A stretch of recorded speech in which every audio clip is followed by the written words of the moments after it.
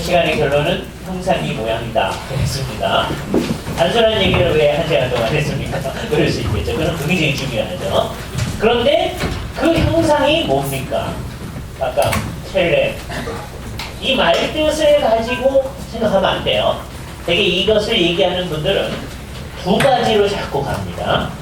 뭐라고 가느냐 하면, 예를 들어서 제가 종이 한 장을 가져다가, 종이가 있는데 이거의 일부를 잘라냈어요. 그러면 이것도 첼렘이라고 합니다. 이런 식으로 이걸 이해하면은요, 사람이 뭐가 돼? 하나님의 하나가 됩니다. 이 무시무시한 그러니까 안 되는 거예요. 네.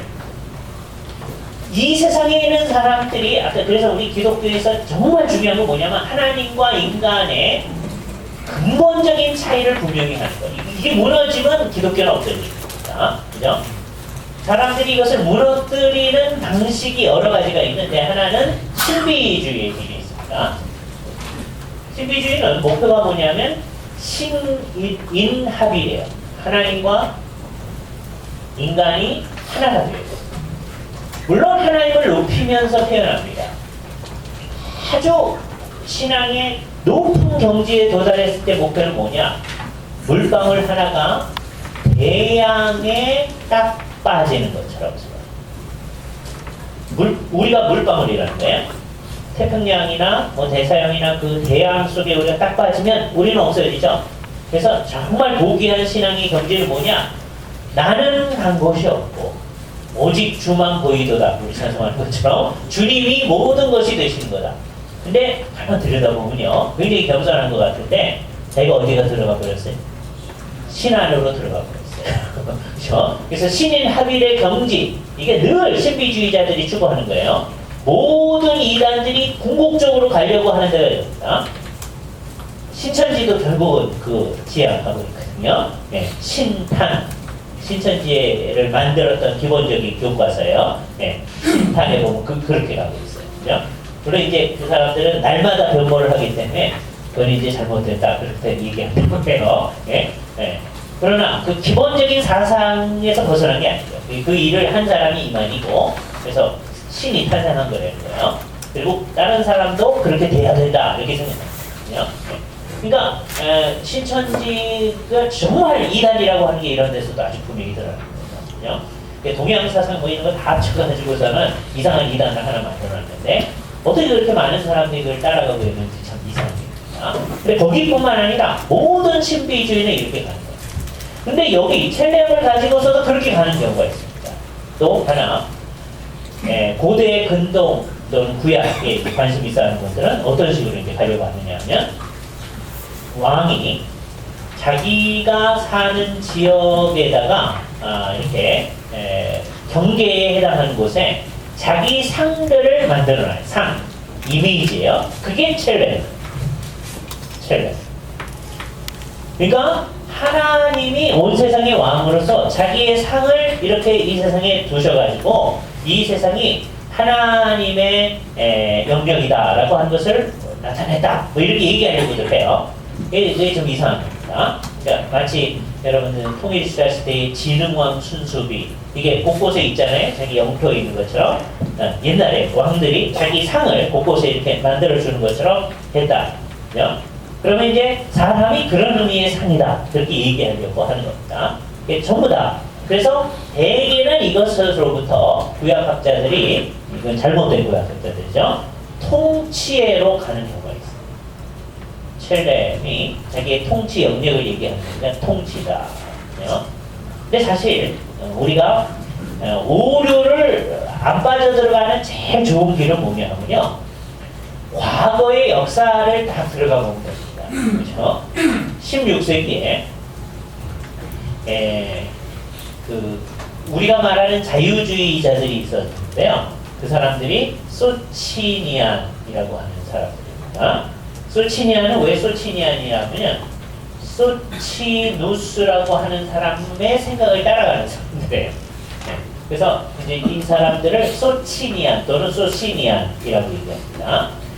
이 사람들은 되게 어떻게 생각하냐면 예수님은 하나님이 아니다 이렇게 생각합니다. 예수님은 아주 도덕적으로 깨끗한 인간이다. 우리를 위하여서, 그러니까 이 사람들의 큰 특징이 뭐냐면 성경대로 하자. 성경대로 하자. 네? 성경대로 하자고 하면서 잘못된 사상 중에 아주 대표적인 게 소신이에요. 그죠? 지금 그 신천지들이 그런다 그래요. 왜 그렇답니까? 굉장히 성경적이었습니다. 그렇게 얘기한다고 그래요. 네? 네. 그래서 다른 데 가서는, 이게 우리 목사님들이 좀 반성을 해야 되는데, 다른 데 가서는 성경을 못 듣는다는 거예요. 근데 신천지 같은 성경을 설명해 주는 거예요. 네? 설교 시간에는 성경 얘기를 안 하는 거예요. 네? 그러니까 그러면서 막 거기 간다는 거예요. 이거 얼마나 이상해요? 이 사람들이 자기네들이 성경적이다 라고 얘기하는 것의 아주 대표적인 얘기 중에 하나가 이런 겁니다. 베드로전서 제2장을 보면요. 베드로전서 제2장 23절 24절 제가 읽을게요. 욕을 당하시되 맞대어 욕하지 아니하시고, 베드로전서 2장 23절에요. 고난을 당하시되 위협하지 아니하시고 오직 공의로 심판하는 이에게 부탁하시며 친히 나무에 달려 나갔다. 그죠? 근데 어떻게 하셨느냐? 21절 보면 그렇게 한 이유는 뭐냐? 21절 이를 위하여 너희가 부름을 받았나니 그리스도도 너희를 위하여 고난을 받으사 너희로 하여금 너희에게 뭐를 끼쳐? 본을 끼쳐. 이그젠플라.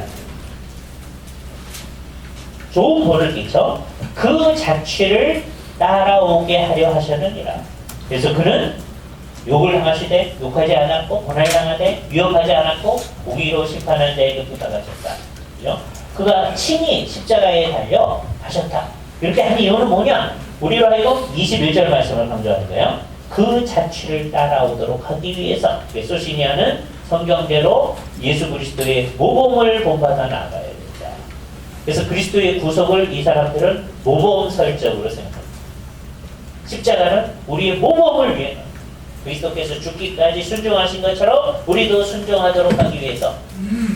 근데 이 사람들은 뭐가 빠졌느냐 하면 십자가의 구속이 빠집니다.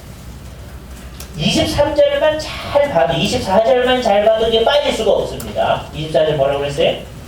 십자가에 달려 그 몸으로 우리의 죄를 대신 담당하셨으니, 이 구속이거든요. 근데 그거는 안 봐요. 되게 성경적으로 하자 그래서 자기가 보고 싶은 것만 보는 겁니다. 그렇게 가듯이 소시니안들이 얘기하는 거예요. 하나님의 형상, 여태까지 사람들이 이런 얘기 저런 얘기 많이 해왔는데 그게 헷갈리기만 하고, 우린 그렇게 하지 말고 성경대로 하자. 성경에 보니까 창세기 26장 26절에 하나님의 형상대로 하나님의 모양 따라 사람을 만드시되 어떻게 하도록 하셨다? 다스리도록 하셨다. 그러니까 이 사람들이 뭐라 하냐면 형상이라고 하는 건 뭐냐? 통치다. 통치권이다. 요게요. 소시니안이 이단이거든요. 그런 걸 알면 나중에 어떤 사람이 형상을 가지고 통치권이라고 얘기하기가 굉장히 힘들어집니다. 근데 아주 강력하게 얘기할 수 있는 거는 이게 옛날에 소시니안이 이런 얘기했다는 걸 모르면 그냥 하는 거예요. 그죠? 그게 잘 생각해야 돼요.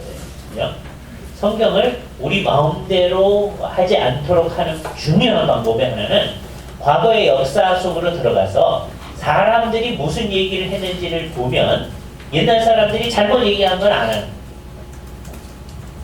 그게 아주 좋은 겁니다. 그죠? 물론 어떤 잘못된 사람이 어떤 옳은 얘기하는 것도 있을 수는 있겠죠. 그죠? 한 가지에 예를 들어서 그 적그리스도가 지금도 활동하고 있으나 지금 막는 자가 있어서 그런 말씀 있잖아요. 그 막는 자가 뭐냐에 대해서 뭐 꼭 옳은 해석은 아닌데 세대주의자들은 이게 성령님이다 이렇게 얘기하시는 분들이 있어요. 그 괜찮은 해석의 하나입니다. 성령님이 이렇게 역사하고 계셔서 적그리스도가 아주 크게 달아놓고는 안 하는 거다. 뭐 다른 여러 해석이 있지만 그것도 있을 수 있는 해석의 하나예요. 그러니까 잘못된 사람들이 좋은 해석을 할 수도 있습니다. 꼭 안 되는 거 아니에요. 그러나 일단은 역사의 과정 속에 들어가서 조심하면서 얘기를 해야 된다. 그래서 이렇게 자기 마음대로 그러니까 이 말뜻을 풀어가지고 생각하려고 하지 말아야 된다. 그죠? 그러니까 이것의 기본적인 얘기는 뭐냐면 상이라는 거예요. 상. 십계명 제1계명이 내 앞에 다른 신을 내게 있게 하지 말아라. 그래놓고서는 두 번째는 우리 그것을 우상이라고 생각하는데요. 우상 숭배하지 말는 게 아니라 상을 만들어 놓고 거기에 절하지 말아라. 상을 만들고 절하라. 상의 문제입니다. 상. 그걸 형상이라고 해요. 그죠? 그러니까 1계명은 다른 신들에 관한 얘기고요. 2계명은 하나님을 섬긴다고 하면서 상을 만들지 말아라. 왜? 이미 이 세상에 상이 있기 때문이다. 누구의? 사람.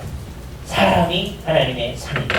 그러므로 이 세상에 그러니까 이걸 또 잘못 생각하면 사람 형상으로 만들어 놓는 거예요. 사람이 하나님의 상이니까 하지 말라는 거죠, 하나님이. 그 어떤 형상이라든지 만들어 절하지 말아라. 이런 얘기를 하는 거죠. 이 형상은 뭐냐? 그러면 이게 이미지입니다. 이 라틴어로 이마고 데이라고 하거든요.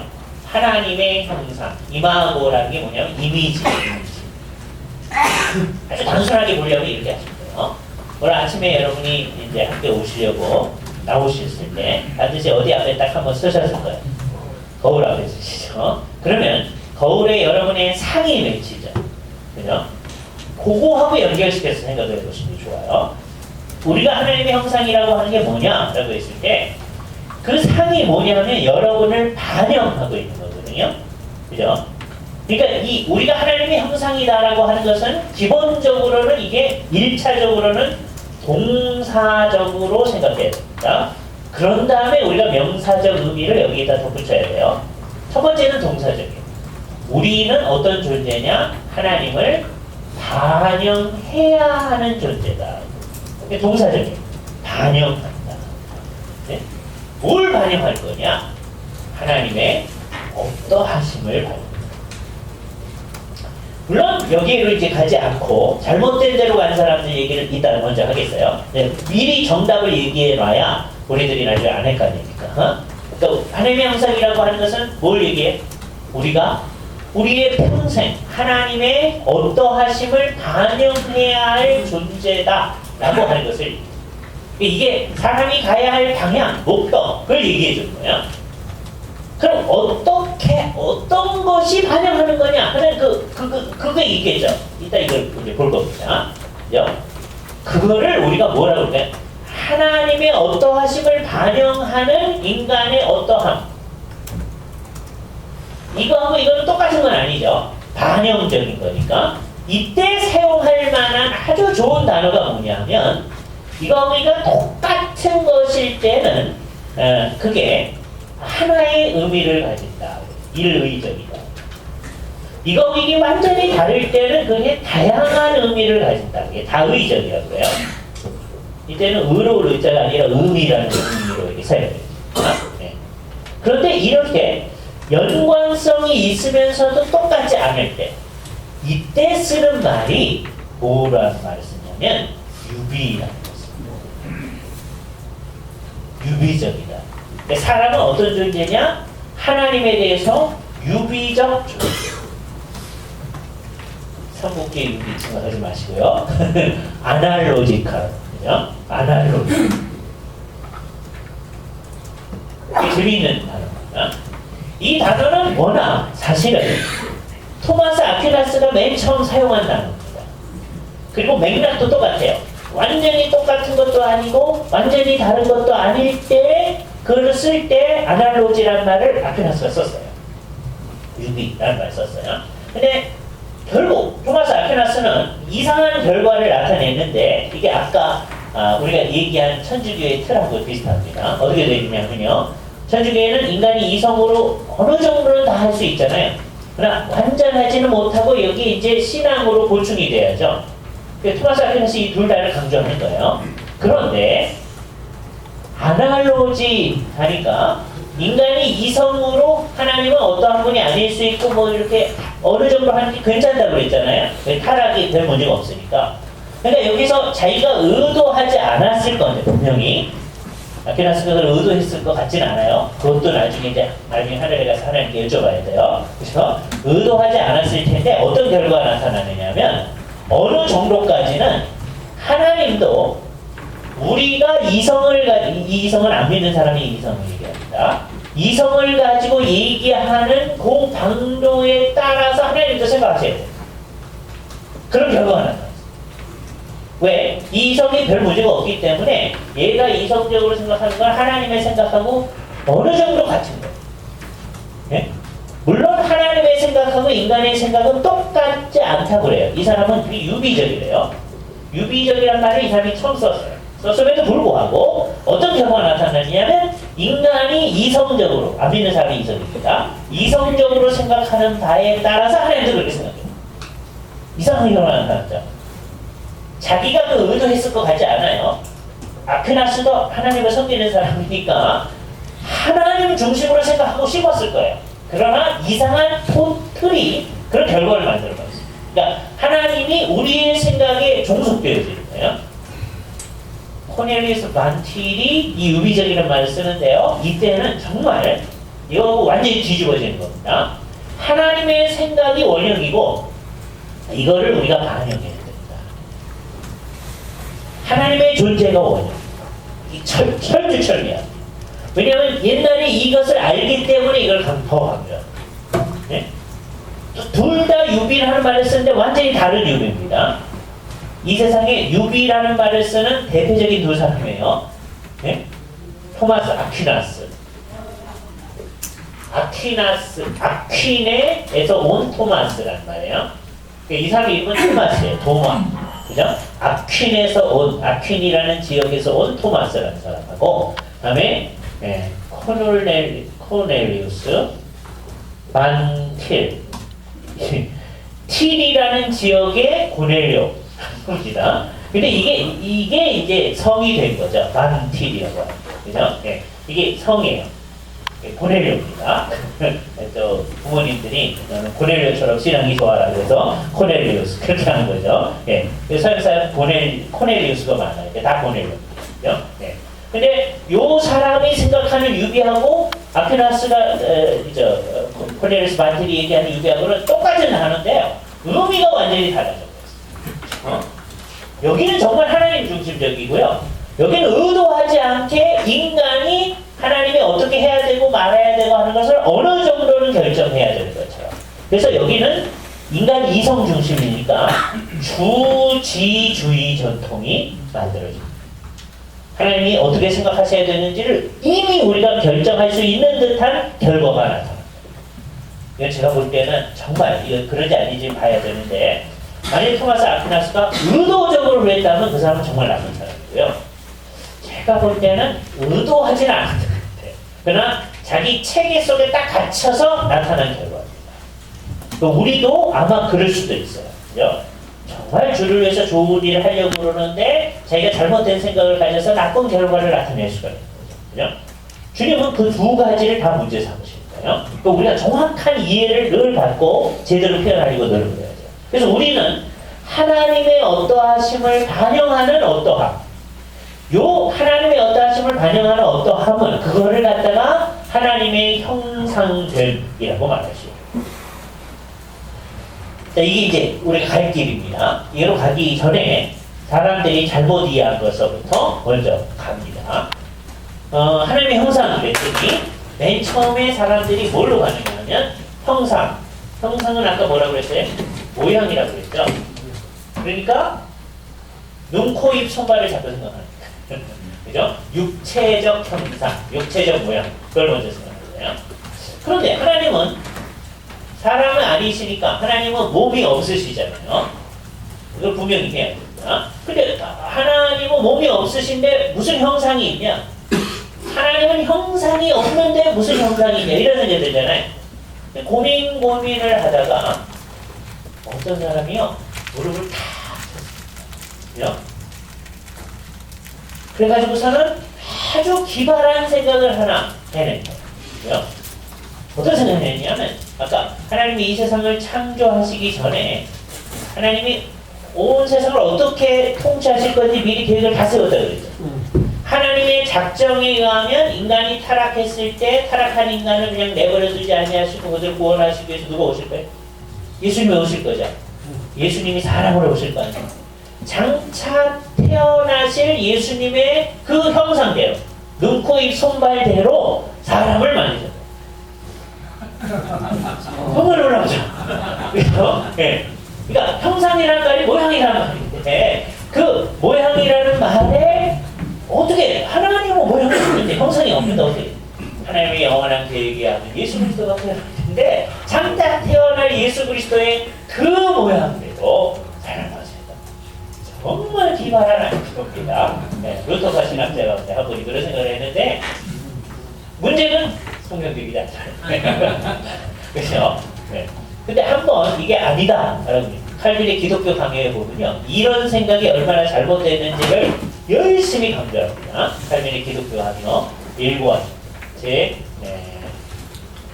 15장에 보면 한 장 전체가 다 하나님 형상에 관한 거예요. 그죠? 1권 15장이에요. 그리고 잘 보셔요. 여기 보면 이런 오시안더라는 사람인데 안드레아스 오시안더 정말 기발한 루터파 신학자입니다. 이 사람은 뭐 그렇다고 해서 지옥에 가거나 그럴 것 같진 않아요. 이신칭의도 믿고 그러나 정말 잘못된 견해를 얘기하는 거죠. 칼빈이 기독교 강의에서 한참 이렇게 생각하면 왜 잘못되나? 이렇게 생각하면 예수님은 인간이 죄악에 빠지지 않아도 성육신 하셔야 하는데 왜? 예수님이 성육신 안 하면 하나님의 형상대로 우리가 창조함을 받을 수가 없기 때문에 예? 그게 안 된다는 거예요. 칼빈에서 뛰어난 통찰을 봅니다. 이게 뭐냐면 하나님이 뭐뭐 하셔야만 한다 라는 생각을 집어넣는 건 영 안 된다. 하나님 이렇게 하셔야지 뭐 하고 있어요? 이런 생각이 가끔 나잖아요. 뭐 잘못하는 거. 예? 하나님한테 당신은 마땅히 뭐뭐 해야 합니다. 성경에 보면 그렇게 나온 말들이 있어요.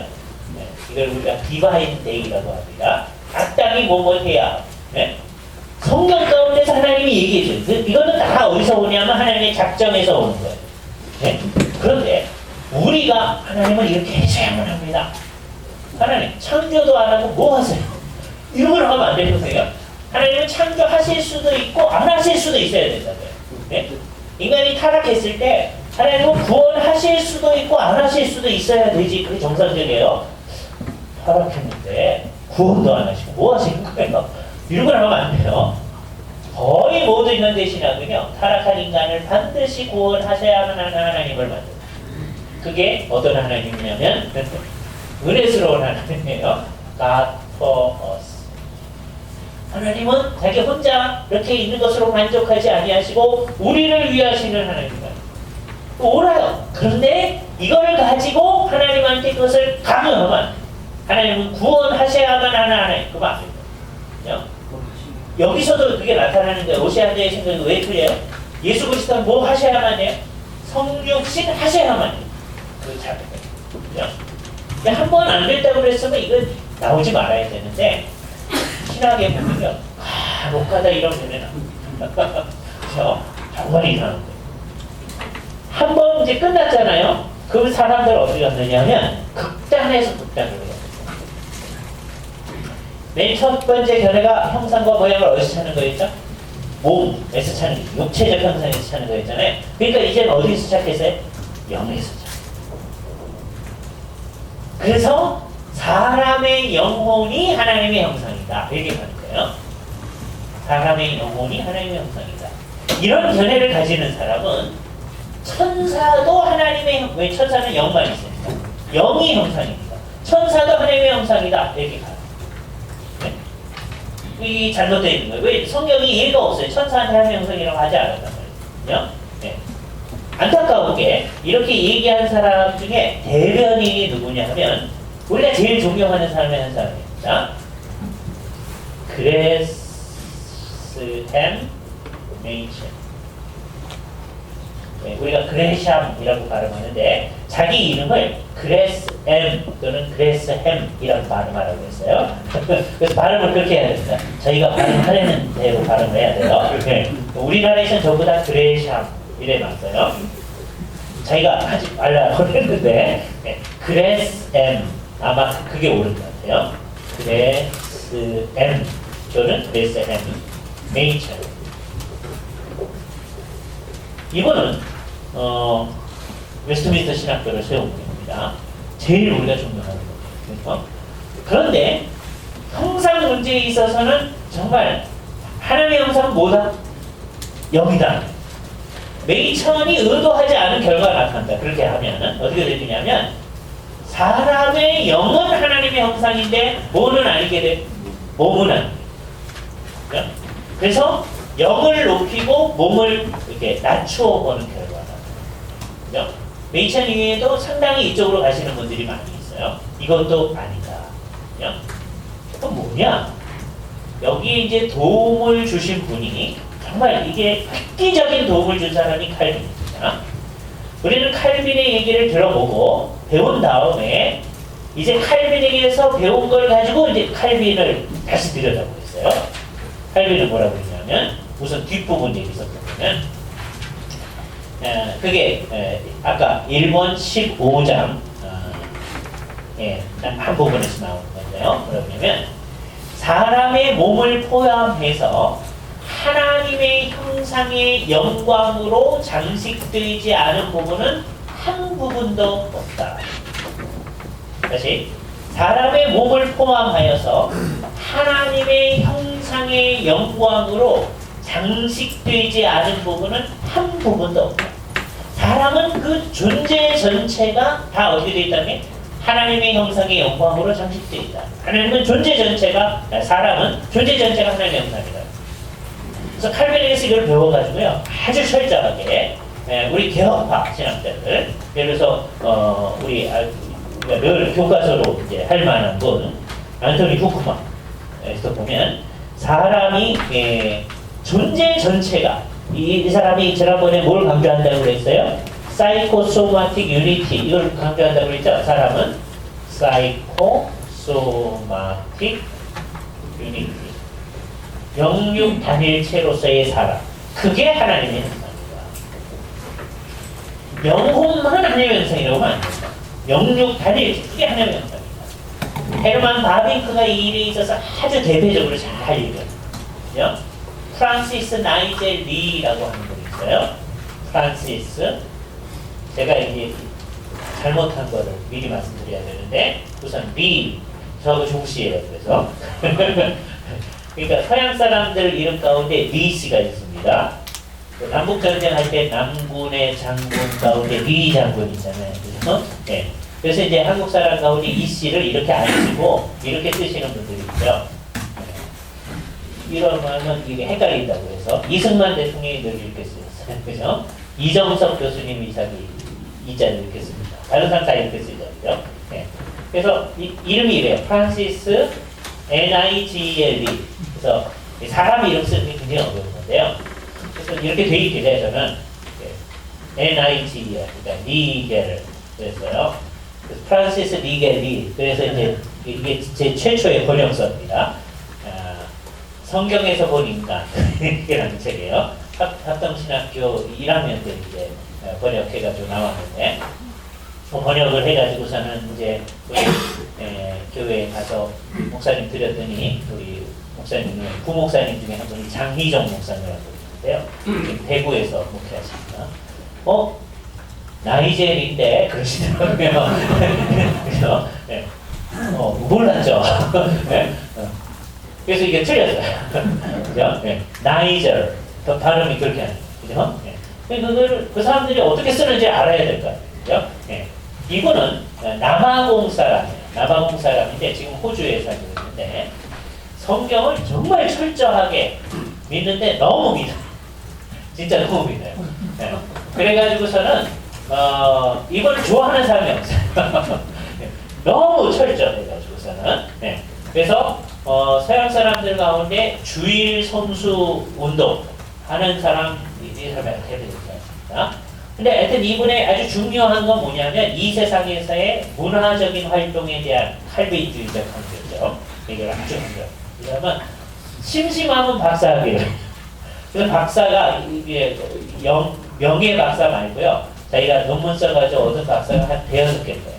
그죠? 심심한 박사, 뭐 그럴 수 있는데, 뭐 법학 박사, 신학 박사, 철학 박사, 총 몇 개 됩니다. 그런데 성경 얘기를 가지고서 열심히 하는 거예요. 근데 이분만큼 이제 바빌크에게 충실해서 그렇겠지만 이분만큼 사람 존재 전체가 하나님의 형상이다라고 하는 것을 아주 강조하고 있는 사람이 드뭅니다. 그래서 여러분이 대표적인 사람, 조금 옛날 사람으로는 프란시스 나이제비, 그런 다음에 더 옛날 사람은 헤르만 바비크, 아주 대표적인 인간 존재 전체, 그리고 현대 사람으로서는 뭐 돌아가셨지만 안토니 후쿠마 또는 필립 휴스, 이렇게 건전하죠. 옛날 웨스터민스터 신학교에서 신약학을 가르쳤습니다. 트루 이미지, 참 형상.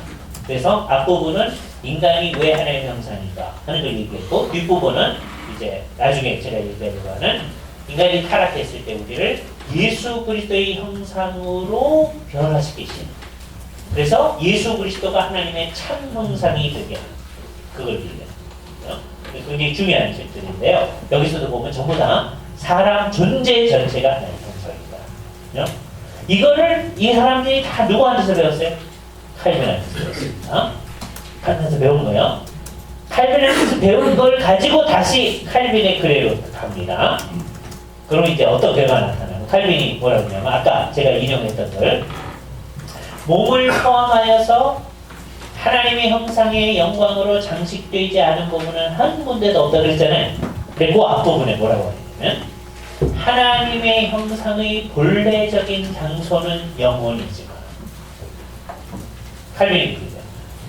하나님의 형상의 본래적 장소는 어디다? 영혼이잖아. 예? 그래서 칼빈한테 어떤 생각이 좀 있느냐면요, 영혼이 몸보다 훨씬 더 중요하다는 생각이 있어요. 이건 우리가 좀 고민을 해봐야 돼요. 그게 더 옳을 수도 있겠고, 그리고 우리나라 전통에서는 그게 좀 강합니다. 우리나라, 우리 박윤선 목사님이나 그 전체 지금 분위기가, 네? 몸은 좀 썩어 없어질 거고, 이게 좀 강해요. 네. 영혼이, 우리도 그래요, 기본적으로. 자라나면서 그래왔잖아요. 그죠? 근데 성경 전체로 보면, 이게 참 그런, 예를 들어서 우리가 지난번에 강조한 대로, 나중에 우리의 몸이 다시 산다라고 하는 면에서 봤을 때는, 구원을 강조해서 봤을 때는, 이게 이렇게 돼 있을 것 같지가 않단 말이에요. 네. 근데 칼빈은 이게 강합니다. 칼빈은 심지어 옛날에 사람들이 잘못 쓴 말까지를 그대로 써요. 무슨 말이 있느냐면, 칼빈이 몸은 영혼의 감옥 또는 무덤이라는 말. 옛날에 플라톤주의자들이 쓰던 말이거든요. 몸이 영혼의 감옥. 영혼이 몸에 갇혀 있어서 하려고 하는 일을 못하는 거예요. 만약에 이 개념이 계속되면 어떻게 돼야 돼요? 어떻게 돼야 인간은 이제 제대로 자기 사명을 다할 수 있어요? 몸에서 벗어나요. 그렇죠? 몸에서 벗어나요. 그게 잘못된 생각이거든요. 칼빈한테 그게 있어요. 네? 여기서 이제 우리가 어떤 사람인지 드러나는 겁니다. 우리는 이 세상에서 칼빈을 상당히 존경하는 사람들이에요. 그죠? 네. 그러나 우리는 칼빈의 모든 말을 다 따르는 게 아니다. 마치 칼빈이, 제가 지난번에 어거스틴과 칼빈의 얘기를 하면서 어거스틴 얘기를 그대로 가지고 하면서 성경에 어긋날 때는 어거스틴을 따라가지 않습니다. 우리는 칼빈에 대해서도 그렇게 합니다. 우리는 거의 칼빈이 얘기한 대로 하는 겁니다. 그러나 성경에 어긋날 때는 우리는 칼빈도 안 따라갑니다. 우리한테는 칼빈보다 성경이 더 중요하기 때문입니다. 우리는 칼빈을 존경하는 이유는 뭐냐? 성경에 충실하려고 얘기해요.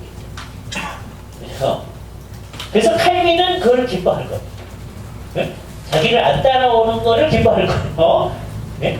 왜? 지금은 칼빈도 자기가 자기 책에 쓴 것처럼, 네? 사람의 몸이 영혼의 감옥 또는 무덤이라고 생각하지 않을 거기 때문에. 왜요? 하늘에 가서 주님으로부터 더 많이 배웠을 것이기 때문입니다. 그죠? 예. 지금도 칼빈은 그걸 기뻐할 거예요. 계속해서 이것을 따라오게 되면 안 되거든요. 참 이게 이상한 얘기 아주 자명한 거거든요. 그럼에도 불구하고 또 칼빈을 사랑하는 사람들은요, 칼빈이 이런 말을 썼잖아요.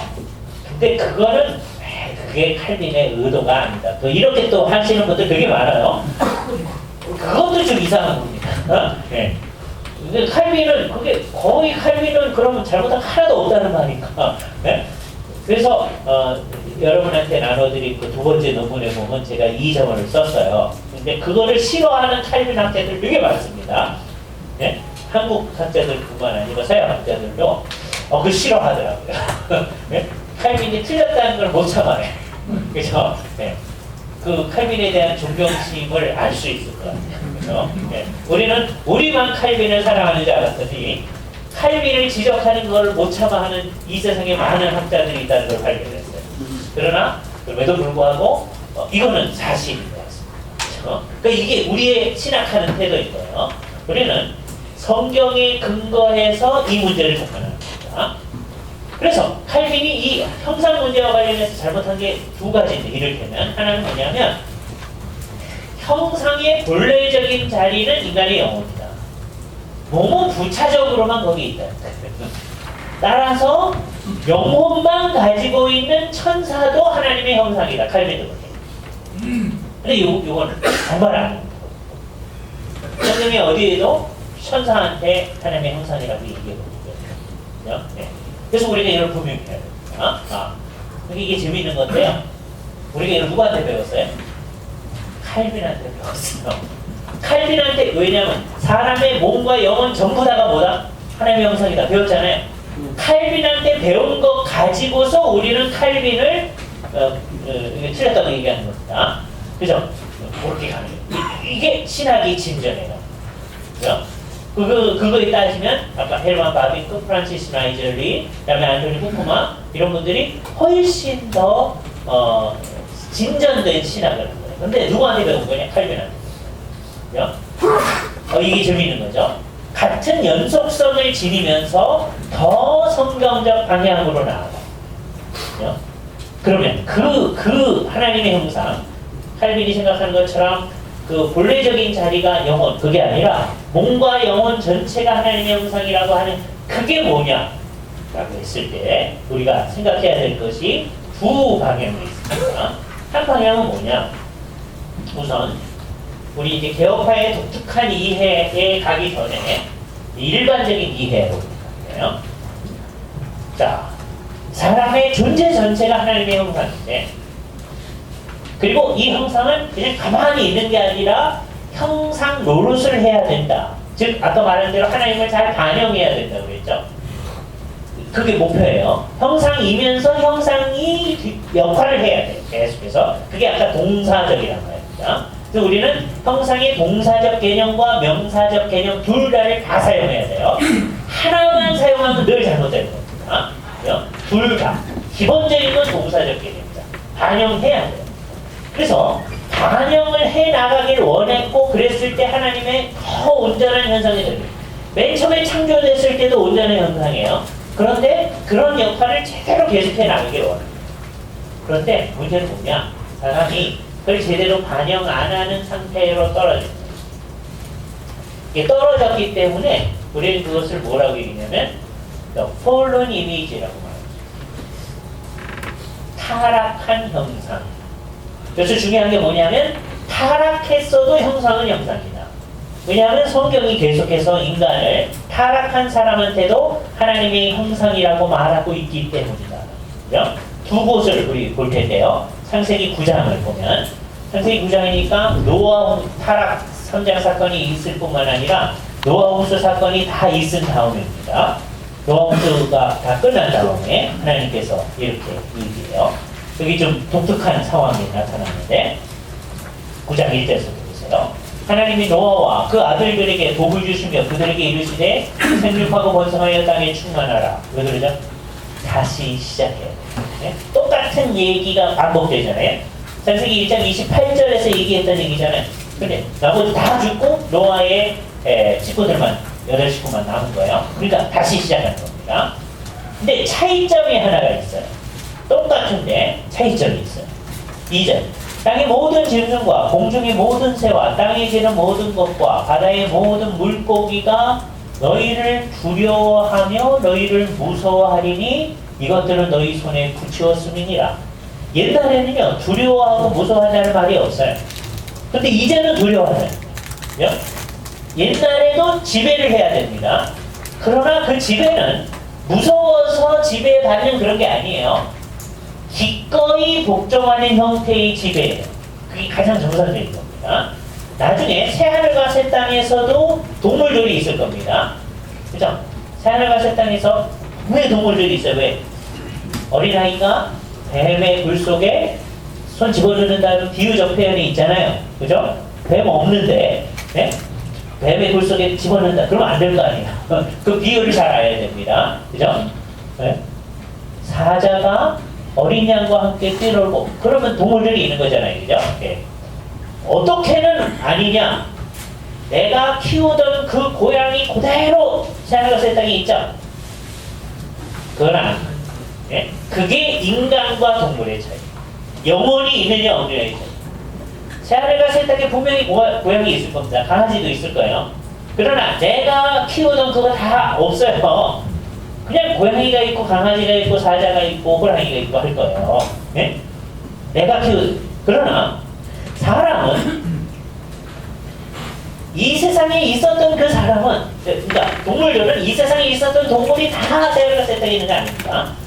사람은요, 이 세상에 있었던 사람은 다 새하늘과 새 땅에 있든지 아니면 지옥에 있든지 하는 거예요. 네? 왜? 뭘 가지고 있기 때문에? 영혼을 가지고 있기 때문에. 네? 몸 다 썩어지고 그랬는데, 그래서 주께서 다 부활시키셔서 그 정체성을 가지고 있던 영혼과 함께 있는 거잖아요. 이게 동물과 사람의 차이점입니다. 그렇죠? 네. 그러니까 분명히 동물이 있을 거예요. 그러나 내가 키우던 그 고양이 이건 아니다. 그 분명히. 그렇죠? 네.